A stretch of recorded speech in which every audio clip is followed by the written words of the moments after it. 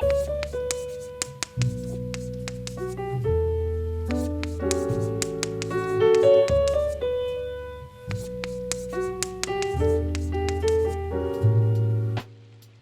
up, YouTube? Today I want to tell a little story about how I didn't meet my oldest daughter until she was almost 2 years old. As you could probably tell by the title, she wasn't exactly planned. Obviously, I'm glad she's here. It's interesting, I was in the Marines. Let's back up. When I was younger, like in high school, I was one of those guys that I was always chasing girls, trying my hardest to be, the nice guy. But no matter what, it always seemed like they always put me in the friend zone, which it wasn't called the friend zone back then, obviously, but I was always the sweet guy, the one that was everybody's friend, and it was so frustrating. So I didn't really have any game, I guess. I don't know if it's what you call it now or not, but that's what we called it back then. It wasn't until I was about 20 years old. Actually, it was right after I turned 20 years old and Hurricane Bertha hit North Carolina. For some reason, something that weekend after that, something clicked. I really just started leading a pretty promiscuous lifestyle back then, and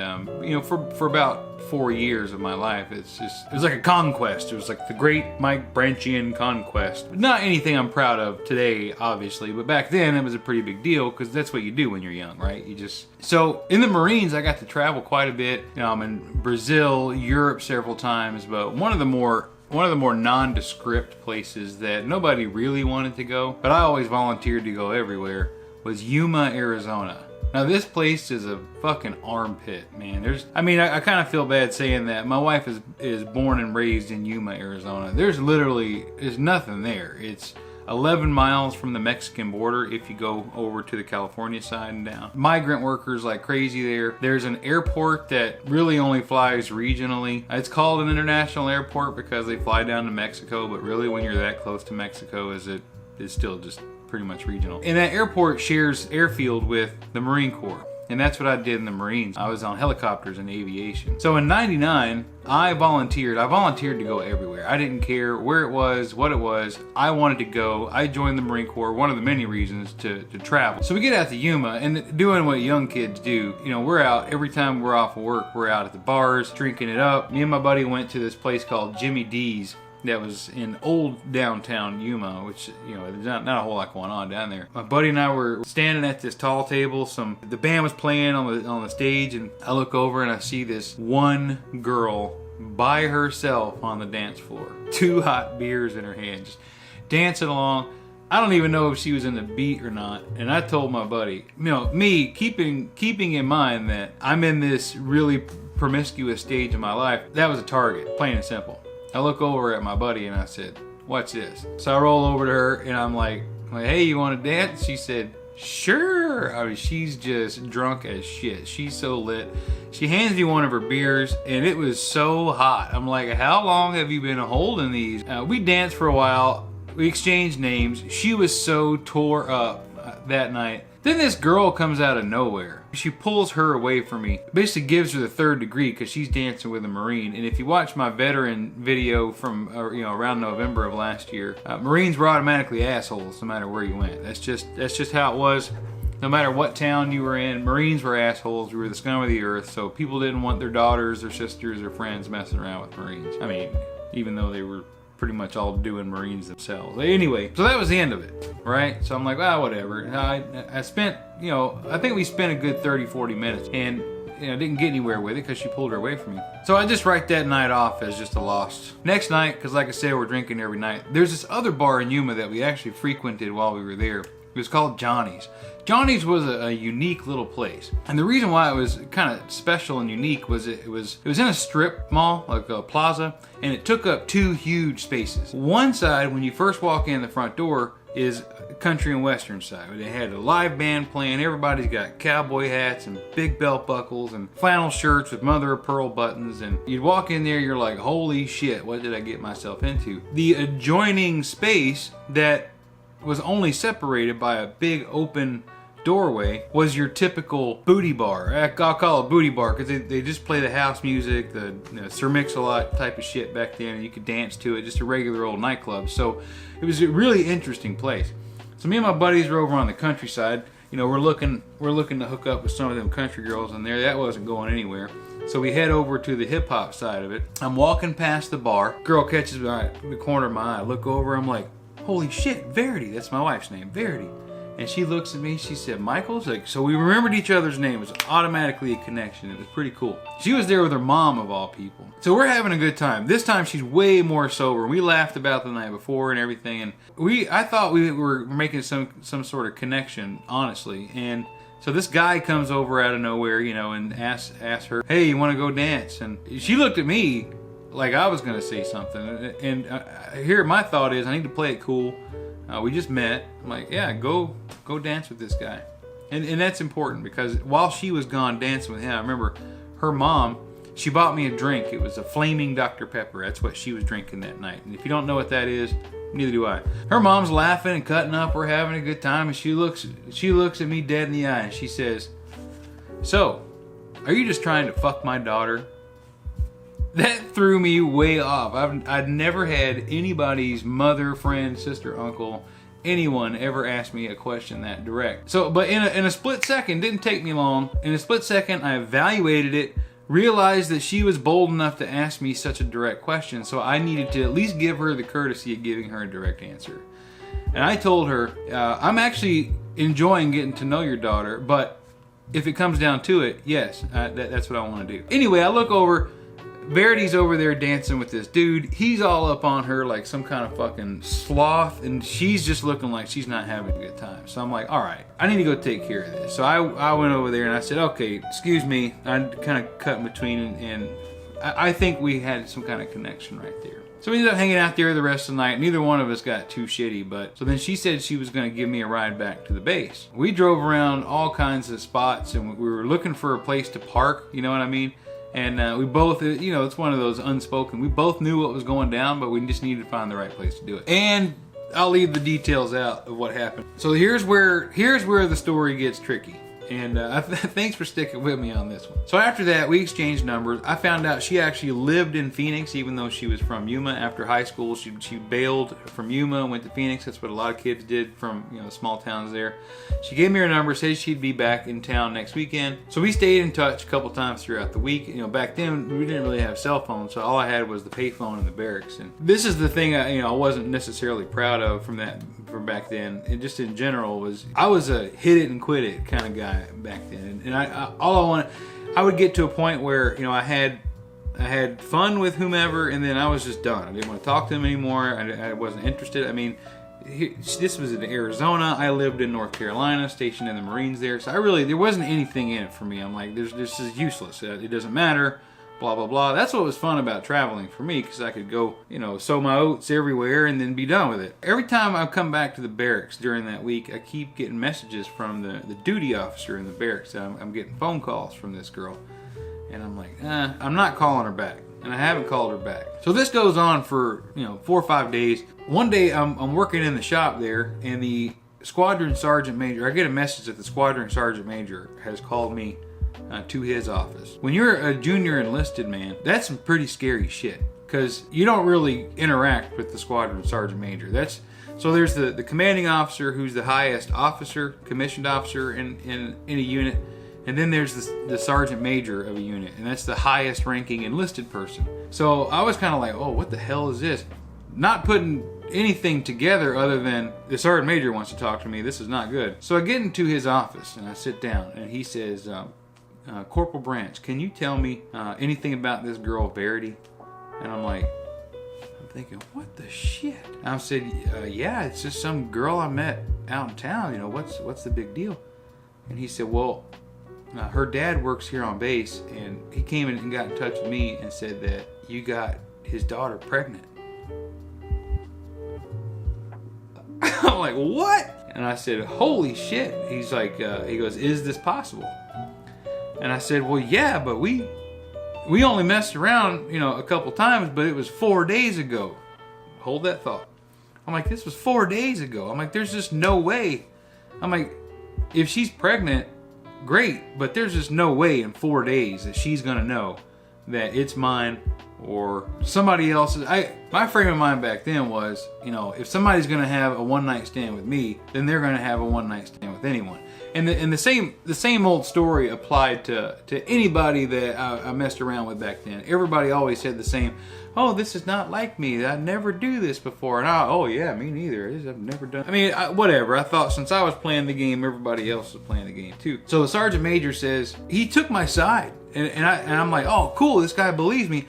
I believed me. I'm like, there's just no way. This is 4 days ago. This is horse shit. She's pinning something on me I didn't do. And he says, well, you need to call her. And I said, yes, Sergeant Major, I'll give her a call. So I left his office. I said, can I be excused from work a little while so I can go to the payphone and call her? He said, yeah. I head off outside of the hangar area where the payphones were near the PX. And I call her. And she tells me, and I said, well, I think you're full of shit. And I told her that straight up. And I didn't believe her one bit. And she wasn't mad or anything. She's just like, you're the only person I've been. And I said, that's crap. There's just no way. There's no way that between now and 4 days that you're pregnant by me is making it up. So I left it at that. That was the last time we talked, man. I thought it was done and over with. And, we're good to go. I get back to North Carolina. So this is, well, I guess we should put that in perspective. This was like February of '99. I'm back in North Carolina. This isn't even going through my mind at all. To me, I squashed it back in Arizona. Well, November comes, I get a letter from her, baby picture of this little girl, and I'm like, man, this chick is fucking batshit crazy. What the hell? She's not angry. She's just telling me she was born and what she named her. I think because she was so calm, that kind of helped me believe, man, this chick, she lost her damn mind. I ignored it. A couple months go by and she sends me more pictures of this little girl. I'm still thinking she's crazy. She's never ever, she sends me multiple letters throughout, this whole time between 99 and 2001. Never once was she accusatory or angry or bitter. She was always just sending me updates on Sierra. That's my oldest daughter. And I'm like, what the fuck is wrong with this girl? But I never responded to her. But she had some way of getting information about me through the Marines somehow. Because during that same time period, I'd actually gotten in some trouble while I was on a ship in the Mediterranean. And I got demoted from sergeant to corporal. One time during mail call on the ship, I received a letter from her that said Sergeant Branch, yada, yada, yada. And she had put a single line through Sergeant, wrote Corporal above it, and said oops next to it. So not only did she have my address, but she knew that I was a sergeant and had been demoted during this same time. But I was never responding. She was sending me pictures and whatnot, not ever answering any of the mail.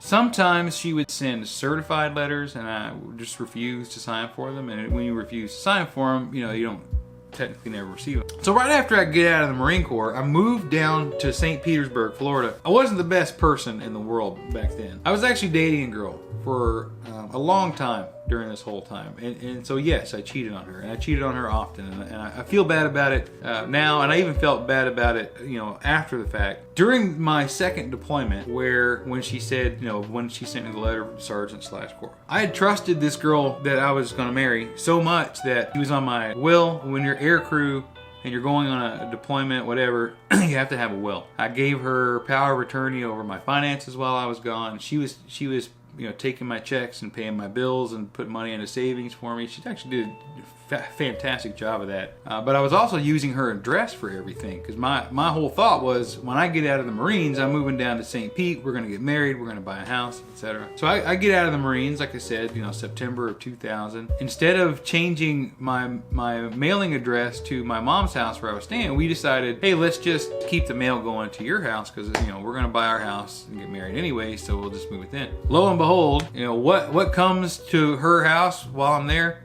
A letter from Department of Economic Security, Division of Child Support Enforcement from the state of Arizona. I want to tell you what, man, the combination between me being a really smooth talker back then, and B, the girl I was dating, bless her heart, she didn't deserve it, but she was so gullible. I was able to actually talk my way out of that shit to her. Mom and Dad have been around a while. They don't buy it. They hire a private investigator. So now, this is October of 2000. They hire a private investigator. In about 5 weeks, they had everything compiled about the girl, Verity, my wife. And on December 5th, maybe, I think that's the date it was, of 2000. My girlfriend at the time called me. She is crying her eyes out. She had just gotten off the phone with Verity. That girl's mom had reached out to her, from the information that she gathered from the private investigator, and made my girlfriend talk to her on the phone about this little fling that we had out in Arizona. I just got busted cheating in the most bizarre way possible. So now I'm getting hounded by this girl in Arizona who's batshit crazy. Girlfriend that I thought I was gonna marry. It's actually a good thing it didn't work out, right? We broke up because of all that. I was living with my mom at 24 years old. I had a job I really didn't care for. I mean, things just weren't going all that well, and I didn't know what to do. So there's that piece of it. January 6th, I'm at this hockey game against the Maple Leafs. My mom sends me, she said, I got a letter for you certified. And my face, I was like, holy shit, the girl was like, oh, what's wrong? I said, did you sign for it? She said, yeah, I signed for it. Fuck. So now I've avoided this girl for 2 years. So from February, March of 99, to now January of 2001, I've successfully avoided this girl, and my mom signs the certified letter. I'm like, well, it's a summons. Shit, it's all the way in Arizona. I live in Florida. I call up the court the next day, and they said, no, you don't have to be here physically. You can call in. Basically, they told me, all right, well, you're going to have to submit to a paternity test. So they scheduled the state-sponsored paternity test on like July 5th. So I get this, and I'm like, all right, so fine. I'll take this paternity test, still 100% convinced that this was not my child. I'm like, fine, we can finally put this to bed. I'll take this paternity test. It'll be done and over with. I can move on with the rest of my life. She can move on with the rest of her life. This little girl can grow up and do whatever the hell she wants. Do the paternity test in July. I remember I was in between. I was going back to Charleston for something. My mom called me on my cell phone. Hey, what are you doing? I'm like, I'm driving to Charleston. I got a letter from the state of Arizona. Can I open it? And I said, well, sure. So she opens it up, and her words to me were, well, it looks like somebody's going to be receiving a Father's Day card next year. That's how she broke the news to me. I'm going 85, 90 miles an hour down whatever interstates between Columbia and Charleston, and she says, you're going to get a Father's Day card. On that little drive there, I hung up with my mom, and my heart sank, and I realized that here I am, 24 years old, still in my prime, still out there on the prowl, and I'm a father. And I immediately thought to this girl that had relentlessly been sending me letters and updates and wasn't angry. And while I was both let down at myself, I was very thankful that she was as level-headed as she was. So that night I get to my hotel room in Charleston. One of my high school friends, my best friend from high school actually, just happened to be stationed in Yuma, Arizona full-time. And I called him with this whole scenario. And I told him, in 99, this girl's dad worked on base doing refueling for the aircraft from the civilian contractors. And I told him the last name. And I said, is there any way possible that you can reach out to him, try to find him? But now I've got my best friend from high school in the mix on this thing, and he had nothing to do with it. So I'm asking him to go to this strange man that he's never met and say, hey, the guy that knocked up your daughter wants to get in touch with her. It's a pretty awkward position to put somebody in, but that's what best friends are for, right? He called me back the next day and said, hey, I did find him, and I gave him your number. The day after that, it was on a Wednesday, my phone rings, and it's an Arizona number, and it's Verity. First of all, I want you to know that I apologized profusely for everything, and she was immediately forgiving. I wanted to know all about my daughter, and I got a little choked up there and just reliving that moment. I say, you know what, I need to meet her. I need to meet her really bad. She was able to request vacation for a couple weeks out, so I bought a plane ticket for September 8th, 2001. And my dad, he said, hey, I'd like to come with you. And so we got him a separate flight. During this time now, Verity and I are spending a lot of time on the phone. We weren't in a relationship, but we were really getting to know each other. Because, in Yuma in 99, we didn't really have that connection. It was just, whatever. So September 8th comes, we fly out there, drive to Yuma, check in the hotel. We fly into Phoenix, drove to Yuma, which is like a 2.5 hour drive back then. I tell my dad, I'm like, I'm going to go see Verity. And I immediately headed straight to Verity. Sierra was asleep. I got to see her for the very first time. It was so sweet. She was, 21 months old, 22 months old at the time. I melted. There's my daughter.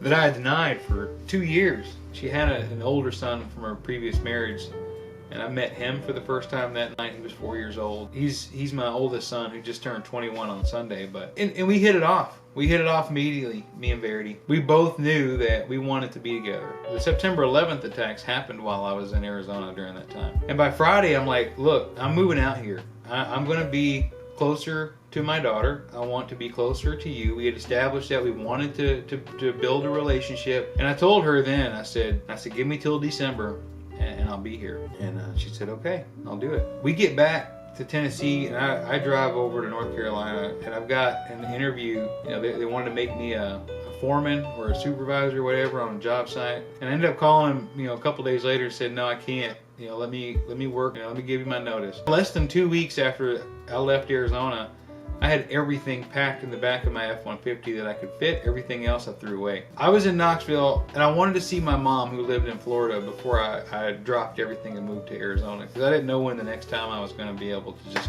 come back home was, or come back to the east side. So on Friday afternoon, September 28th, I drove from Knoxville to Tallahassee, Florida.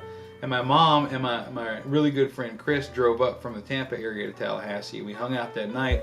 Then I got up Saturday morning, and at 8 a.m. I left Tallahassee, Florida. I drove straight through to Fort Stockton, Texas. I pulled over in a rest area on the side of the road, all my worldly possessions in my truck with me. I didn't want to get a hotel room because I didn't want my stuff to be stolen. It was literally just covered with a blue tarp. I slept in the front seat of my truck, the back seat was full, with my .40 caliber pistol near my hand so I could, if anything happened, I had quick access to that. I slept for 5 hours in Fort Stockton, Texas, got up that morning, and drove straight on through to Yuma. So I left Tallahassee, Florida at 8 a.m. on Saturday morning and got to Yuma, Arizona at 2 p.m. on Sunday afternoon. I was excited to get there. Get in there, move in with her. Took me about 5 days to find a job. You know, not making anywhere near the money I was making, but it was a job. And then we got married. You know, we decided to get married. We were dirt poor. I was making $7.50 an hour, working on fuel trucks, you know, next to the airport for an air ambulance company. She was making $8-9 an hour as a certified nurse's assistant. But we were so happy.